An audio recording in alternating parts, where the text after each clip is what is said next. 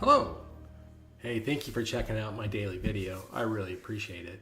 Now, this past Sunday, during my regular weekly book review, I reviewed a book titled Curiosity by the Harvard Business Review Press. And here's what it looks like. Here's what the cover looks like. I'm not going to review it here. If you'd like, you can find my book reviews on all my social channels.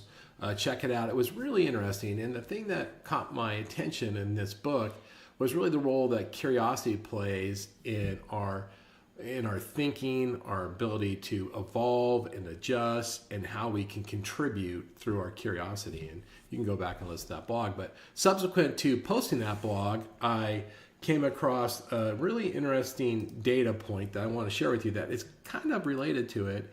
And here's what it is. This is fascinating. So, I came across this. I was listening to a webinar from Visual Capitalist.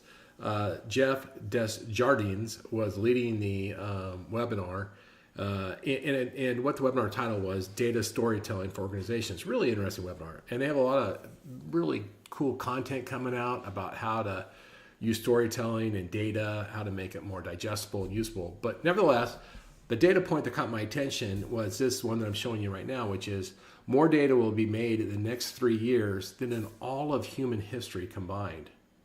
Wow, isn't that incredible? More knowledge, more information, more data will be created in the next 36 months than in all of human history combined. And I found that to be fascinating. And that speaks to curiosity, because curiosity is the code that helps us get through tons of data to find what's interesting to us, right? It narrows it down. The curiosity creates focus, which narrows our attention down to get to the data points we need, which is why curiosity is so critical in a world with overwhelming content and data. And that brings me to the real point of my post this morning, which is I read Gary Acosta's blog just yesterday. And in his blog, the blog is titled, "What is Your Thesis?" That's the title of his blog. And if you just get down to it, what he's talking about is, look, he's a believer, as it says in the first sentence, in being authentic and original. And in order to be original, you need to actually have original thought. Original thought then can create your personal philosophy, your principles to live by, or your thesis. And so that's what his blog is about. And I encourage you to check out his blog, which I'll put a link in my notes below. It's terrific. This got me to start to thinking, because I really agreed with what Gary said. And I've spoken to it before, but one of the things that can differentiate us from technology, from machines, from AI, is our curiosity, our wisdom, and our thinking. Humans think different than a machine. Matter of fact, the best the machine can do is just replicate humans, right? But we're capable of having original thought. A machine is not capable of having original thought, right? And that's what our secret power is. And as Gary was talking about, and I was reading his blog, I was going, you know what the real challenge is? The challenge is creating enough space for thinking. See, today we're inundated with so much content, as I already showed you, so much data, so much analysis, so many people's opinions, so much news. Everybody does our thinking for us. And we start to get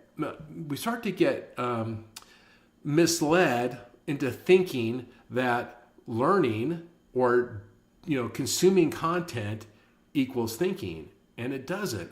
Learning doesn't necessarily equal thinking. Learning is when we consume content, consume data, we internalize it, we take it in, we take in information. That's learning. Thinking, though, is going, okay, I just learned this data point. What does it mean? What does it mean to me? What does it mean to the world? Do I agree with it? Do I disagree with it? How can I apply it? How can I use it for the better of myself, say my job, my company, my family, my church, my community? Like, how can I then deploy that bit of knowledge or that bit of content? And that comes with thinking. And so a lot of times we have so much learning we're doing that we're not stopping to think.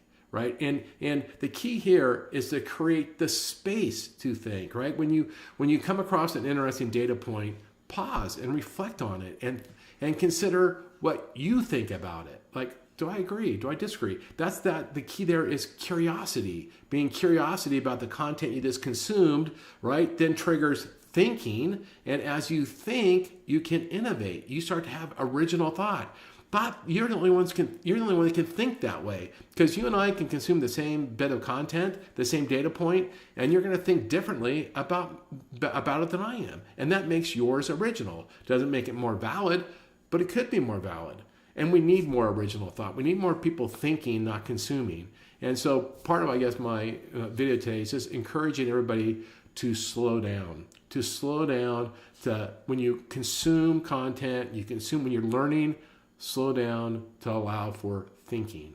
Because and I came up with this, kind of thought on a formula, putting all these pieces together, that if you can consume content and you can apply curiosity, which then can create independent thought, and then you translate that into action, that's when we have progress. That's when we get innovation. That's when I dare say we get greatness.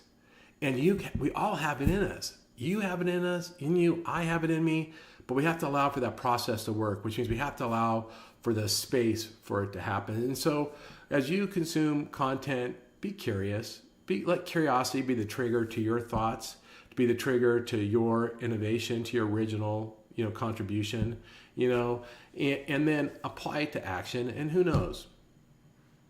You may be right. You may have the thoughts to change the world.